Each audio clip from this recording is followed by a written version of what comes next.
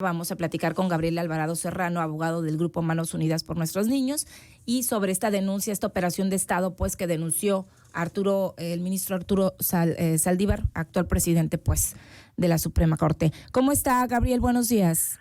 Hola, Karina, muy buenos días. ¿Cómo está? Platíquenos, pues, tardía decía usted esta declaración. Ahora resulta que después de casi 13 años se da esto que ya sabemos, pero que pues genera una serie de opiniones y pone otra vez en la mira el caso de la guardería ABC, todas las omisiones, pero también las negligencias que se vivieron a este caso y que sigue impune increíblemente. Así es, pues decía que por lo menos que causa esa extrañeza, ¿no? Que a tantos años de distancia, después de ocurridos los hechos, se haga un pronunciamiento de esa manera y sobre todo, pues, por tratarse de quien se trata, que es precisamente el ministro presidente de la Suprema Corte. Ahora bien, aquí es muy importante establecer y precisar algo. El caso, ahorita lo acabas de decir y lo has dicho muy bien, sigue en la impunidad. O sea, no solamente trascendió los 3 años que le faltaban de gobierno al expresidente Felipe Calderón, sino que también transitaron 6 años del presidente Enrique Peña Nieto. Claro. Y ya vamos cursando el 4º año del actual ejercicio de gobierno del presidente López Obrador.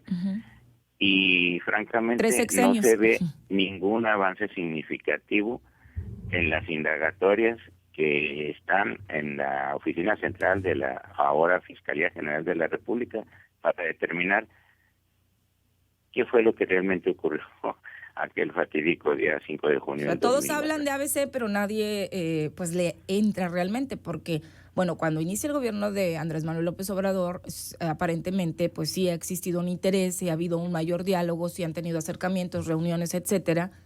No así, y creo con o tanto con los gobiernos anteriores, de acuerdo a las declaraciones que he tenido con padres de familia. Pero como usted dice, estamos a más de la mitad de este sexenio. Sí, no, lo que pasa es que el presidente López Obrador ha sido sumamente solidario y empático con las familias. En el caso, se ha materializado mucho de su intención de ayudar. El punto medular está en la oficina del fiscal general. Claro, Allí, la Fiscalía General de la está República. Un poquito atorado el tema y esperamos, Dios mediante, que quizá esto que se ha venido diciendo a lo largo de todos estos días, pues impacte de manera positiva en que los fiscales que tienen el caso, pues sean más diligentes y finalmente le tengan un resultado más concreto a las familias que pues no han logrado ni han podido vivir su duelo, ¿no? Por la pérdida de sus hijos e hijas, sino que se han enfrascado pues en esta búsqueda y lucha incesante de justicia. Y pues el Estado mexicano, lo hemos dicho siempre y reiterado, les debe, por lo menos les debe eso, les debe la verdad. ¿Qué lectura le da usted a la declaración que da ayer Arturo Saldívar? ¿Qué ocurrió en aquel entonces? ¿Por qué? Bueno, obviamente dice que fue una operación de Estado, aparentemente que no pudo hacer más que lo que hizo en aquel momento, y ya ahora a lo mejor que siente más seguridad, que pues ya no es presidente, el expresidente Felipe Calderón, pues habla o comenta esto después de casi pues 13 años. Bueno, yo creo que la lectura que me da es un poquito hacia la incongruencia, ¿no? Porque cuando él iba a presentar el proyecto al Pleno de la Corte, tuvo la amabilidad de convocar a todas las familias afectadas de la guardería ABC. Ahí estuvimos presentes y jamás se me va a olvidar una frase que dijo porque tiene vigencia todavía en estos momentos.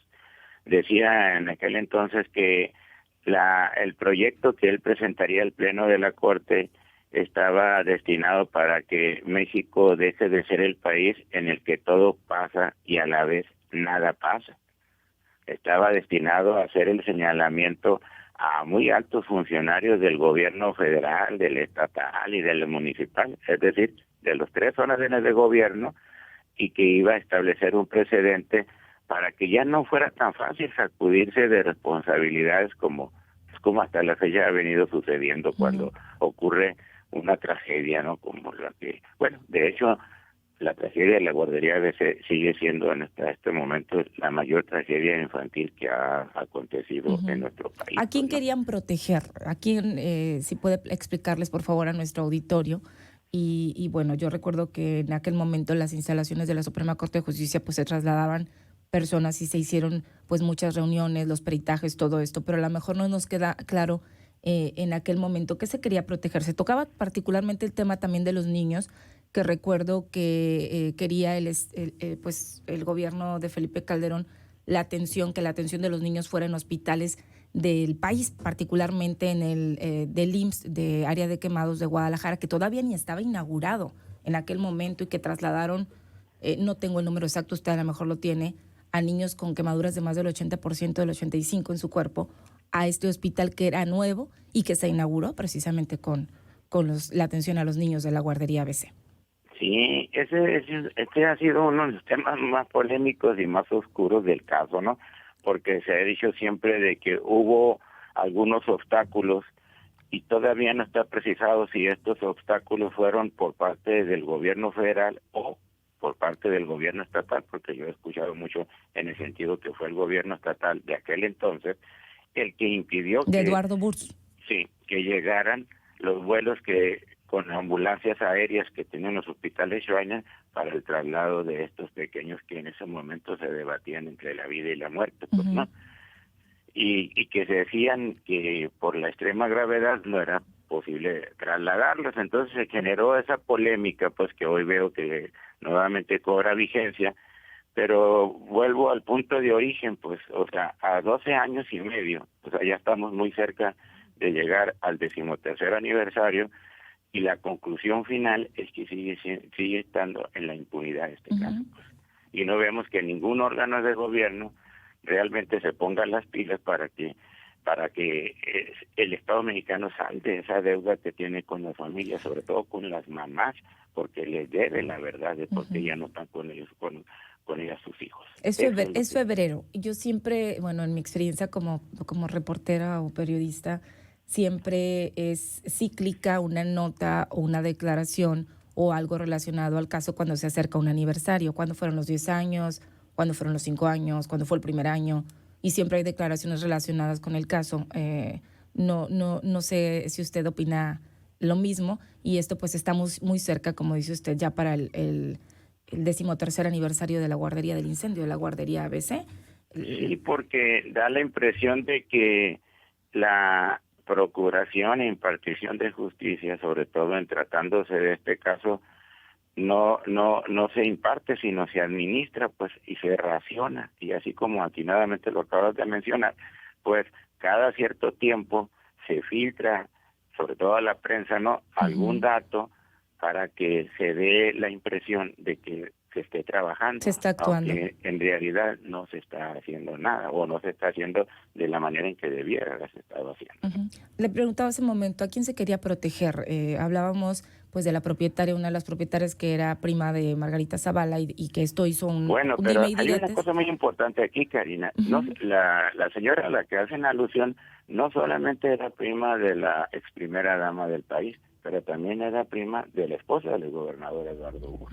Eso es lo que le faltó decir en el momento. Había relación en ambos gobiernos, en el estatal y en el federal. Exactamente, y de hecho la mayoría de los propietarios, de los socios propietarios de esa estancia infantil eran funcionarios del gobierno estatal.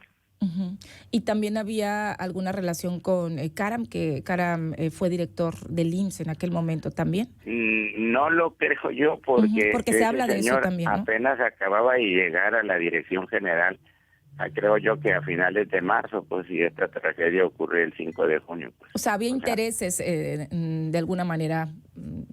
Pues en todo caso se mencionaba que los intereses que pudieran existir le correspondían al anterior director general, que es un señor que ya falleció, que es el señor Juan Francisco Molinar Orcasitas. Molinar Orcasitas, lo recuerdo perfectamente que murió. Caram falleció también, ¿verdad?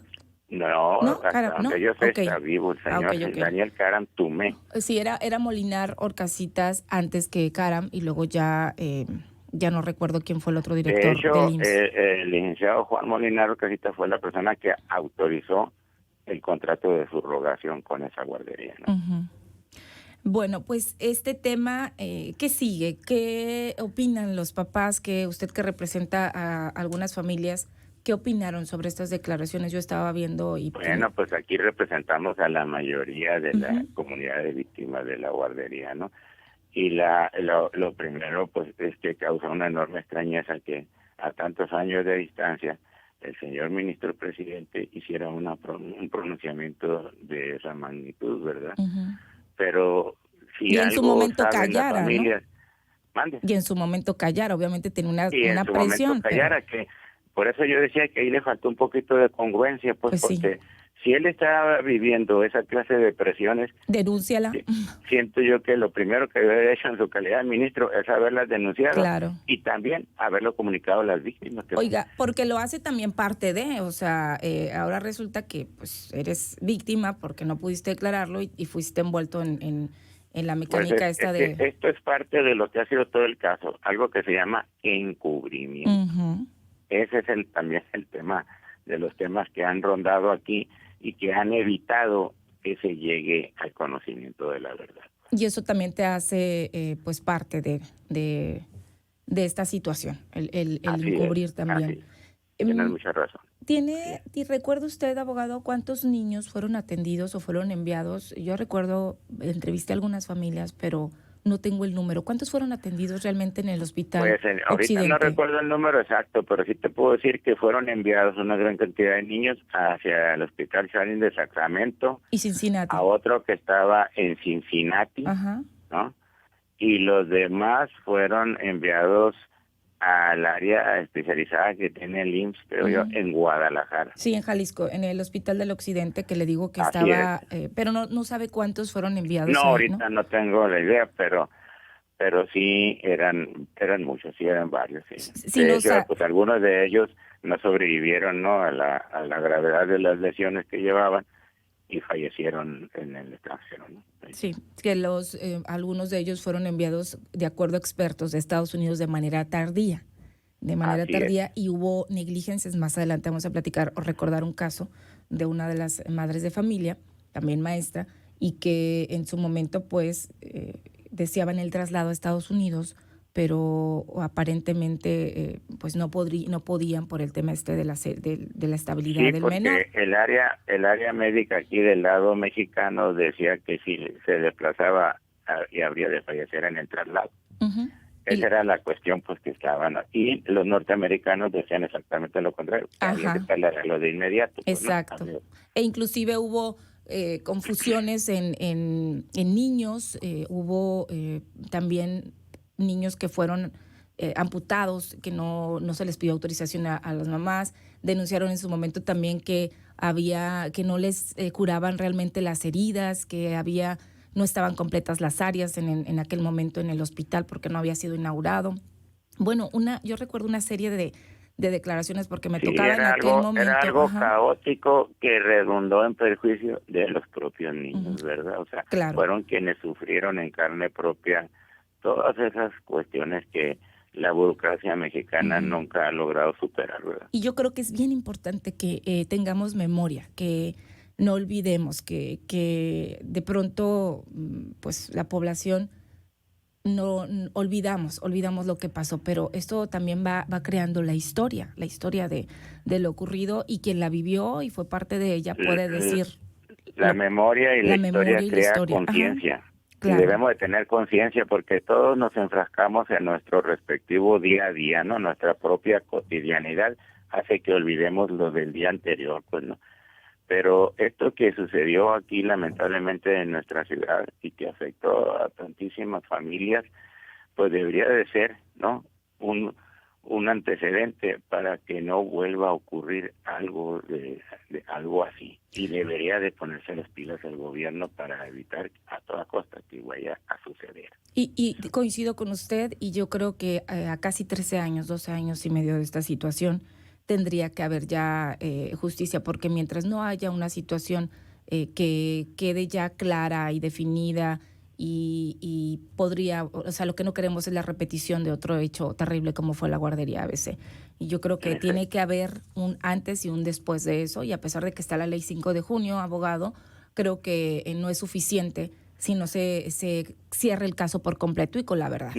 No, se cierre con la verdad. Y eso es lo que genera también la paz social, pues, ¿no? La justicia genera paz, pues, ¿no?